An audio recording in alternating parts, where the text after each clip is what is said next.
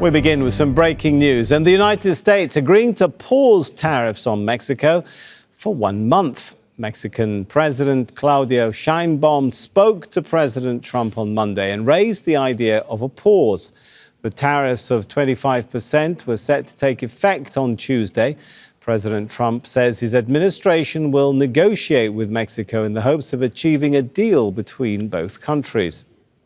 We've got correspondents like Kristen Salumi monitoring the stock market for us at the New York Stock Exchange. Kimberly Halkett is on standby at the White House. But first, let's go live to John Holman in Mexico City. And John, it seemed like we were just hours away from the tariffs kicking in. What happened to make this pause possible?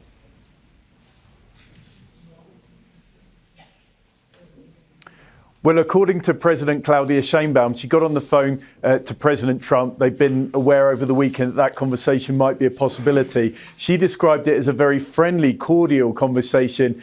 She was even sort of joking in the press conference that we've just been listening to. And as you say, she brought up, can we have a pause? She said that President Trump said to her, well, how long do you want? And she said, well, how about forever? And there was some laughing about that. In the end, she didn't get forever, obviously. She got just a month to take a look at these issues. But she did describe it as a long conversation in which they covered a lot of ground. They covered fentanyl, which President Trump is worried about how much is getting over the border into the United States, the epidemic that deadly opioid has caused there. They talked about migration and the number of people getting over the border at all as well. She also said, and it's been a point of hers, that she raised the amount of guns that are getting across from the United States to Mexico. About 74% of the weapons used by cartels, it's a US statistic, can be traced back to the United States. So all of those issues were put on the table. But of course, the central one here is trade.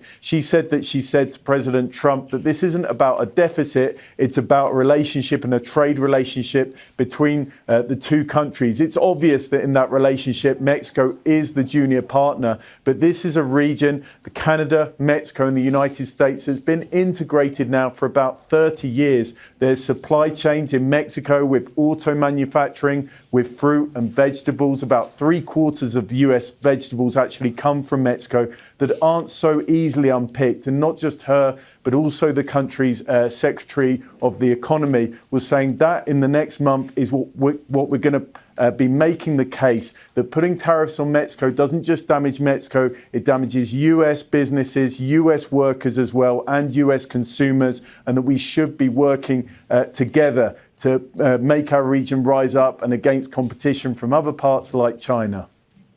All right, thanks so much to John Holman. Let's take this now to Kimberly Halkett. She's joining us from Washington, D.C. So we've heard from John there, the steps that Mexico has taken. Is it clear to us, Kimberly, what further steps Donald Trump is asking for in order for this temporary pause to become a final end to this potential tariff war? Yes. In fact, the U.S. president laying it out in a post he put on his social media platform, Truth Social. In the next month, what he says is going to happen is that he will hold for the next 30 days so that his Secretary of State, Marco Rubio, his Treasury Secretary, Scott Bessent, and Secretary of Commerce, Howard Lutnick, and high-level trade representatives from Mexico can negotiate. In fact, the U.S. president saying he will also take part along with the Mexican president.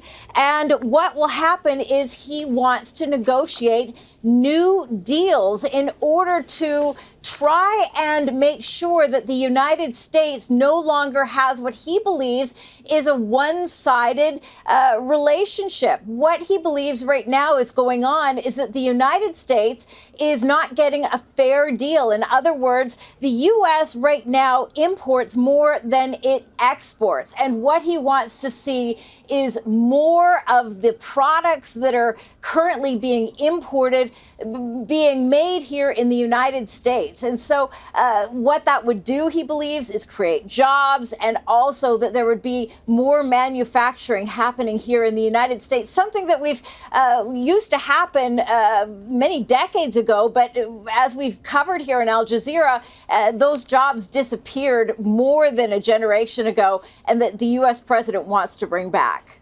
All right. Thanks so much to Kimberly Halkett. Make sure to subscribe to our channel to get the latest news from Al Jazeera.